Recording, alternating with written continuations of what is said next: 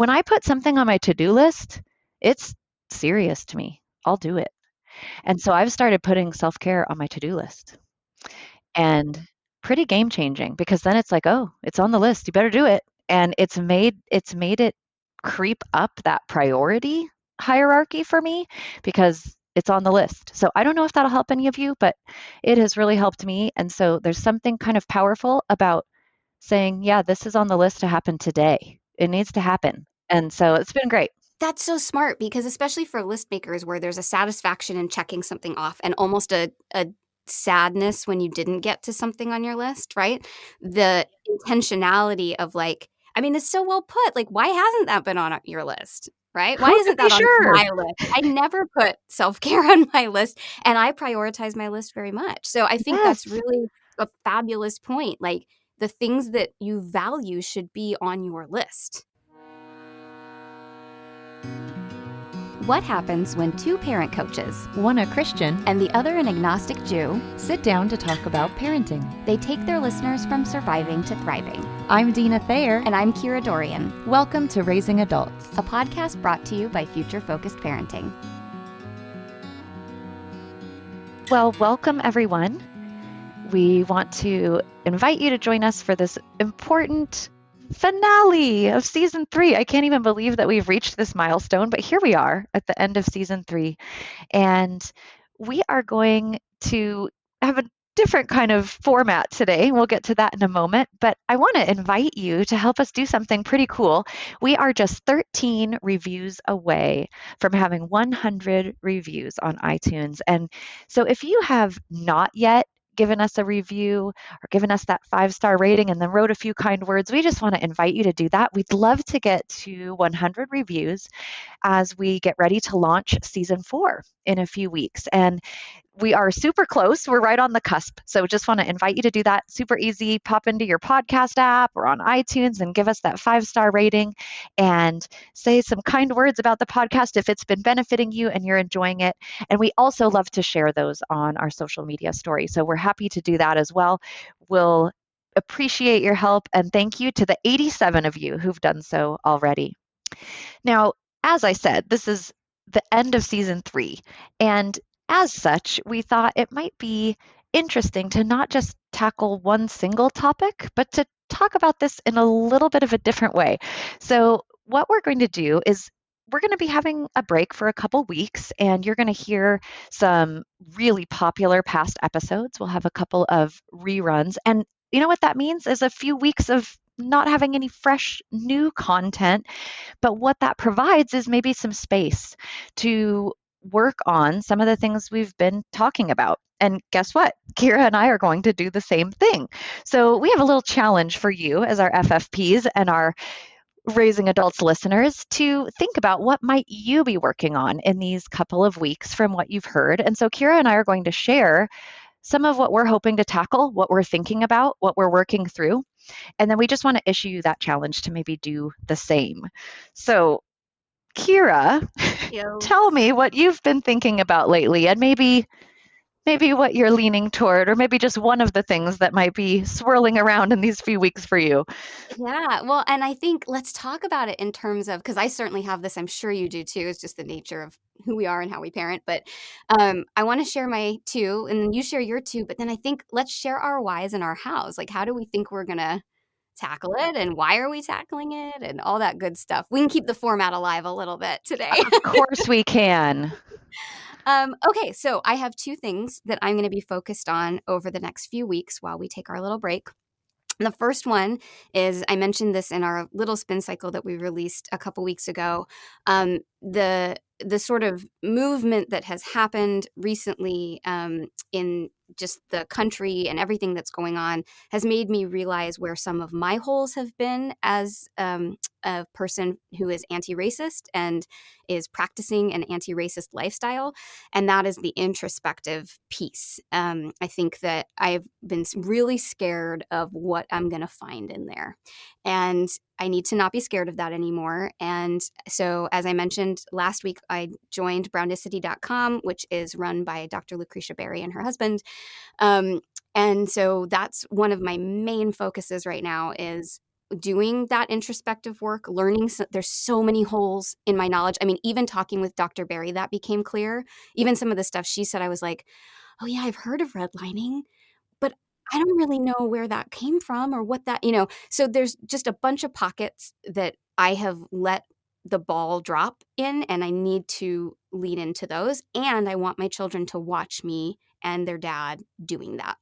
I want them to see us actively working towards getting better informed about our own stuff on the inside and the historical elements at play, so that we can really converse with them in a way that is effective.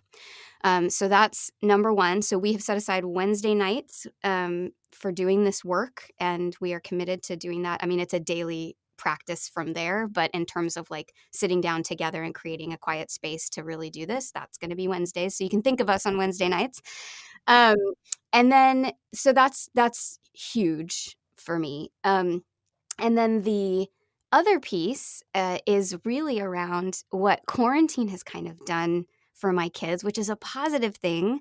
They have become so much more independent. They put themselves to bed. They self-entertain all day long. They really don't need me in the same way. And so what I'm realizing is we're in that interesting shift where I'm going to have to be way more intentional about finding time to connect with them and making time to connect with them. And making sure that when they offer a moment of connection, that I say yes, because I think we're moving into that phase of less and less and less of that. So I need to shift my awareness to make sure that we continue to have that connection time. So those are my two. How about you, Mm. friend? Yeah, those are really important. I'm in the latter part of that last one you mentioned, and so I definitely have adopted that posture of it's the yes posture. I say yes when they want to Mhm. be with me, and it's not always easy, but I think it's right. So that's really admirable. And your Wednesday night learning, super admirable, and way to hold up the rehearse and model of the future acronym right there. Letter R in action, people. So here's what's going on for me. I also have been impacted by content we've brought to you and by what's been happening in the world. And there's just two kind of quick things that I'll mention. One is moving beyond words and conversation about race and anti-racism to action. And I have already had a chance to practice this, and we had just a hard situation in our family this week where it really necessitated some action that was uncomfortable but warranted. And so that's work that I want to keep doing, because I think my tendency maybe in the past was this is uncomfortable and I can tell that it's wrong and I want to do something about it, but then maybe I don't do something about it. So that's a work in progress for me that I can admit. And then I am also working still around this concept of self-talk, which we spoke about on the failure episode. And so I will just out myself that is not, I have not arrived. I caught myself calling myself an idiot just this morning, and I was like, wow. So that is still happening for me, where I make a mistake but go right to really judging myself as a person. And I think it goes back to what I just complimented you about, Kira, is that then that's not going to set up great modeling. If my teenagers hear me mumbling under my breath and name calling myself, really not so great. And so that's something I want to continue to be mindful of in these coming weeks, while you and I aren't recording new things all the time, and while I maybe have just a little more headspace to devote to that. I love that. I think it's so important for even you and I, just between us, to recognize that we haven't arrived. I have not arrived as a parent. Oh no. Maybe on my deathbed I'll be like, okay, I did that. I did that. But I'm not there yet. So I think it's really cool that we're encouraging you, our FFPs, to sort of join us, because this is going to be our challenge. What are you going to work on? And I would say, if you post something on your social media and hashtag future focused parenting and tag us, we'll share it to our story so that people can kind of see what you're working on and like an in progress hey, this is my focus for this challenge. We would love to join you in that and work together on that. Yes, and that's the point, is to let you know we are joining you, because we also recognize there's gaps in our parenting, or maybe some places that are just a little bit deficient. And so we want to work alongside you, not just encouraging you to work while we're up here resting on our laurels. No, we need to do some work as well. Absolutely. So do you have hows? Like, do you have hows in mind of like, okay, this is what this is going to look like? I know you had a how kind of show up for you this week. Like, oh, I here's a did. how. I But did. do you have other senses of like, I'd like to do this in this way, or I'd like to make a daily practice of fill in the blank? Like, what does that look like for you on Sure. these two topics? Yeah. So my how always comes from my why. So I'll just share that really briefly. I found out, sort of because of everything that's happening, that my kids, who, as you heard last week, don't look like me, felt like I didn't do a great job at this. And so that was really important for me to hear, but I'm not going to lie, it was hard for me to hear. They actually told me that we did better with culture than with color. And so what they essentially said is, you did a great job of teaching us to be Filipino, not such a great job of teaching us to be brown.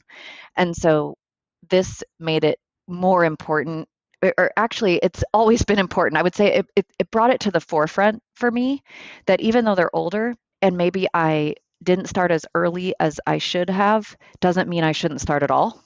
So that's my why around this, is I've got to start, and I've got to really pick up the pieces here, because this is an area where I fell down and I have to take a look at that. And sometimes that's parenting, right? We have to take a hard look at where we fell down.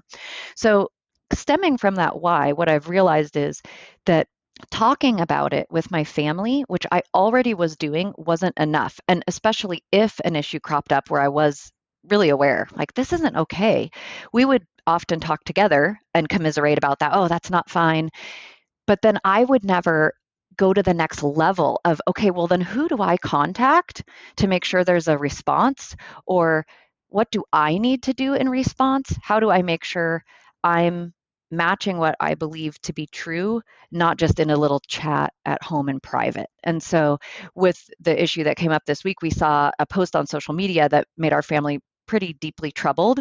And instead of just talking about it and saying, here's what isn't right about that, and pulling it apart and commiserating together and agreeing, I had to go the next level and maybe bring it to someone who might disagree. And that's an example of an action step. So I actually had to send a difficult email. And I think that's one how, is finding who do you go to, where does the buck stop. And think we also have to recognize in that the how might mean the buck stops with us. It might be, what cause do I need to go support? Where do I need to maybe put some financial resources? It might not always be sending an email or contacting a state representative. It might not look like that, but for me, that's one way it might look, is there might be people who can do more than I can, and I need to get them involved and not be afraid of that, or afraid of their response to me when I ask them to get involved. So I think those are a couple hows for me. It's like not being afraid of going to that next level if there are personnel that need to be brought in, but also not being afraid to say, well, what if I'm the personnel? And what if it's about moving from conversation to action myself, whether that's with my wallet, with my time, with my resources, whatever that is. So that's kind of what I'm working on, is we're a really communicative family, but how do we go beyond just a conversation? Well, and what I love about that, and it's so interesting because I think a lot of families are realizing that this is the piece they've overlooked, is that it's something you and I talk about all the time. It's not just about anti-racism. Like, we talk all the time about, you can't just, like, if your kid needs an advocate, you stand Mm, up for them, right? And no that's matter right. how uncomfortable that is, if you're not getting support from your family members the way you should be, you stand up for them and you talk about it and you have those awkward conversations. And I think a lot of people are doing that, and our generation recognizes we have to be willing to have uncomfortable conversations, but we haven't been doing it around this topic. It was an oversight. And what do we want to do about that? So I admire you for recognizing the oversight and leaning into, just like I do this in all these other aspects of my parenting, why am I not doing this in this part? I think that's Hmm. fabulous. Yeah, so I appreciate you saying that. Thank you, because it isn't always comfy. And actually, you also made me think of the third how that both Scott and I are working on, and that is realizing that asking questions is important. You and I talk all the time about asking questions, but I'm realizing that this is one example where, as the parent, I'm not automatically the authority just because I'm the parent. And so I've had to lean into asking my kids a lot of questions about their experience because guess what? They're the ones who are brown. And to recognize they might know more about this than I do, not just factually, although that also is often true, but experientially for sure. And so checking in with them and recognizing that, I want to know what you think about this. What would be a really great way for mom to handle this in your eyes? What would make you proud of how I've handled the situation? And so learning to ask those kinds of questions, even of the younger generation, I think is so important. And I'm trying to lean into that. Yeah, I think that's really, really smart, especially for parents with older kids. I think that's brilliant. And one of the things Dr. Barry said last week is we have to be so careful that we're not leaning on our friends of color to educate us. But so important that we're leaning perhaps on a generation that has a better pulse on this than we do, and that you have children of color who can speak to this in a way that's not going to feel like they're educating you, but that they're conversing with their mom, which is Right. great. Yeah. Exactly. And it isn't about just them necessarily teaching me, but I also think, the younger generation, even just in this increasingly digital world, they may even have a better sense just because of the way they navigate around social media and technology. They may be coming across things that we haven't even seen yet. And we have to acknowledge that piece too. Absolutely. And do you have hows around the self-talk, plans around that? Ah, yes. Oh, well, you already heard my why, because I'm terrible at it. Um, and it needs to be better, and I need to model. And the how, for me, this is what I'm starting with, and I don't know, it's met with marginal success so far, is I'm trying to reprogram that tape that plays, so to speak. Mhm. Oh, I'm so dating myself even by saying tape. That's hilarious. But On the the hi-fi, the tape on yes, the right? hi-fi that plays. Right? That internal dialogue, I'm trying to reprogram it. So when I catch myself saying something like that or calling myself a name, I'm literally immediately saying something different. Oh, I made a mistake. Oh, I forgot. Oh, that was interesting. I didn't think about what was still on that paper before I threw it away. Going into the facts, separating what I did from who I am, and right away. So that's been I'm working to make that more of a knee jerk reaction with the hope that one day that's what I'll say before I call myself a name. So I'm sure it'll be a work in progress. But for right now, it's really about that. Okay, as soon as I hear that, what can I replace it with? You need to bust out the little piece of paper you gave your kids when they were little, where you wrote the script for them. You need to Yes, start carrying that in your pocket. but we all know that I did not save No, that. no, you recycled that a long time Oh, ago. yes. Tina's not a saver. Everyone who heard the organization episode knows that. Oh my goodness, I love it. What about you? So the things that you mentioned, you mentioned the Wednesday nights and the education you're getting to be that example. What other hows are you embracing? Yeah, so I really, really finally understood the idea of anti-racism as a lifestyle. That really hit home this week. And so one of the things that we're doing, or that I'm doing besides Wednesdays, is I think you and I were on a podcast once. We were guests, and someone asked us what we read in the mornings. And Mhm. you said that you read your Bible, and I said that I read your emails. Your emails to me, that, or your text message. I wake up in the morning and we start texting and emailing. And so one of the things I've been doing now for the past little while is waking up and listening to a podcast on this topic. And so one of the ones I've Great. been listening to that I like a lot is called Black History in 2 minutes. And they're literally like 2 to 3 minute episodes. They're videos as well. Like, I didn't even know you could do this, that you can upload a podcast episode that's a video so you can watch it. It's really Mhm. quite cool. So they're these Super fabulous cool. 2 to 3 minutes, and they just take one little nugget of Black history and tell you about it. And so those holes I was talking about are beginning a little bit to get filled, where it's like, Ah, oh, that's what that was, or oh my gosh, I had no idea that happened. Like, how could I not know that? Um, And so it's just like 2 minutes every morning. Oftentimes I'm also listening to something else as well, but just trying to carve out that first part of the day so that I'm ruminating on it all day and thinking Mhm. about it, because you and I have talked about how you start your day informs your day. So that's one of the things that I'm committed to doing along with the Wednesday nights. And then, in our house, we have always had these conversations with our kids from, I mean, literally from toddlerhood. We've been talking about this and talking about anti-racism and et cetera, et cetera. Um, but I have found that the conversations have upped their game a little bit recently. And I'm committed to keeping that going as well. So one of the things that we've talked about a lot in our house is when we're watching TV. When they were little, it's kind of like the I do it, we do it, you do it. I would point this out for them, and then they got a little bit older, and I would ask them to like, what do you notice, and hope that they would kind of get there. And now they point it out on their own. But one of the things we've talked about a lot is around how many white characters are the main characters, or a show where it's like, wow, everybody in here is white. Isn't that interesting? Like, isn't that interesting? This is like a mainstream show, and really the people of color are the supporting characters or completely absent. So when they were little, I'd say, hey, look at that. Did you notice, that all the main characters in the show are white? And then as they got older, I would say, oh, I'm curious if you notice anything.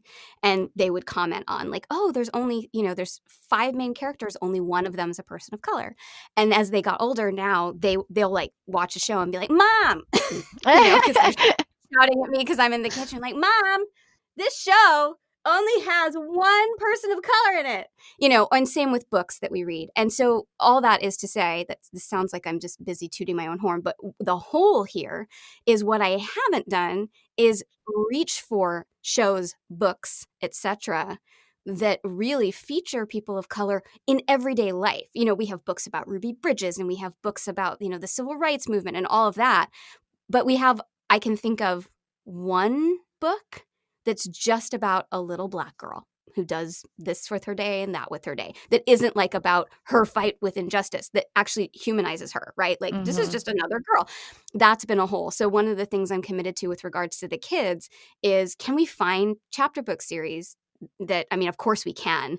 Can we make a better effort, I should say, to find series that are their age level that are just about kids of color, so that their main characters aren't white in their own brain, that they're not just kind of assuming that this character was white because that's all they've ever seen in their books, right?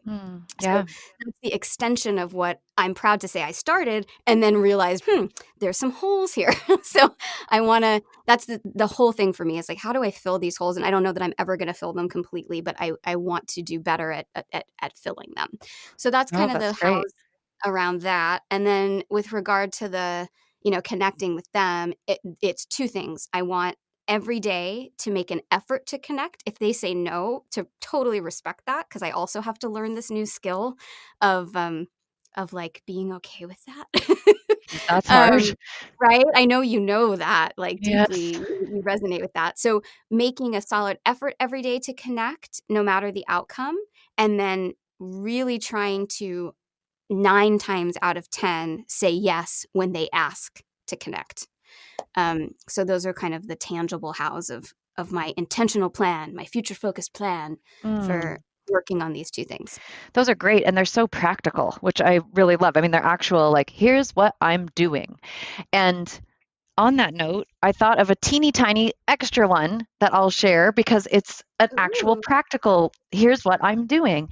So, for many people, we just had Andrea Dahlman on recently and talking about margin and self care and just kind of creating that space and how we do that and how important it is to the holistic picture of our health. And I was thinking about that and chewing on it and realizing that we've kind of been given this gift of a little bit of extra space and time with some of the lockdown stuff and quarantine. And yet, still, I was noticing it was self care that still would go to the back burner. So, interestingly, I learned about myself, or maybe it's more that I noticed because I think I already knew this. When I put something on my to do list, it's serious to me. I'll do it. Mm, And so mhm. I've started putting self care on my to do list. Good for And you. pretty game changing because then it's like, oh, it's on the list. You better do it. And it's made it creep up that priority hierarchy for me because it's on the list. So I don't know if that'll help any of you, but it has really helped me. And so there's something kind of powerful about saying, yeah, this is on the list to happen today. It needs to happen. And so it's been great. That's so smart, because especially for list makers where there's a satisfaction in checking something off and almost a sadness when you didn't get to something on your list, right? The intentionality of like, I mean, it's so well put. Like, why hasn't that been on your list? Right? Why Who isn't could that be on my sure? list? I never put self-care on my list, and I prioritize my list very much. So I think that's Yes. really a fabulous point. Like, the things that you value should be on your list. Otherwise, it's, like we say all the time, the absence of doing something is still doing something. So by not putting it on your list, you're actually saying how much you value it. So true. And it's like, well, and that means if I don't really get to it, that's okay. And I had to Right. stop being okay with that and start taking better care of myself. And yeah, this just helped prioritize it. What a wonderful tip for whatever our listeners choose. Whatever it is, put it on your list, right? Yes, Whatever right. you're going to Whatever you do. decide to work on. Yes. Yeah, that's a great point. I love that. I love that. Well, listeners, I hope you'll consider what you might like to work on over this little break. As Deana mentioned, we're going to have a replay of 2 of our most popular episodes. So you will, if you need to revisit them, or if you're new to us and haven't had a chance to listen to them, there are 2 that really dovetail well, wouldn't you say? We kind of Oh, picked them absolutely. because they represent really what we talk about, like, Sure. the foundation, the combo pack of what we talk about. So we hope that you guys will get a chance to enjoy that. Yes. And be thoughtful. Be thinking about what you can work on. This is a great time to do that. And both of those replay episodes will play into that because they go so well together, emotional intelligence and discipline, and they're kind of foundational components of future focused parenting. So you can use them with whatever you've decided to work on. But we've had some great things you might consider. How you might work on introducing new foods to your picky eater, or how are you going to operate around happiness? How are you going to help your kids pursue their dreams if they've got ideas of things they'd like to do when we return to whatever the new normal is? Or is it around helping them with failure? Is it these important talks to be having about race? And what is it for you? There's been a lot to kind of unpack in season 3, so we hope you'll pick something and tackle it and let us know how you do. Like Kira said, we're happy to share it on our story if you tag us and let us know what you're working on. And we'll be working right alongside you. We look forward to being back with you in a few weeks. We'll be back with new content on July 20th. And don't forget, if you are willing to write us one of those 13 reviews that we need to get to 100, this is the time to do it. So please, oh please, if you like the show, if you've been enjoying the content, leave us that 5-star rating, some nice words. We will also share that on social media. So lots of opportunity to connect with us over this little break. Raising Adults is produced by Kira Dorian and Deana Thayer and recorded partially in Kira's laundry room, partially in my bonus room. Music by Seattle band Hannah Lee. Thanks for listening.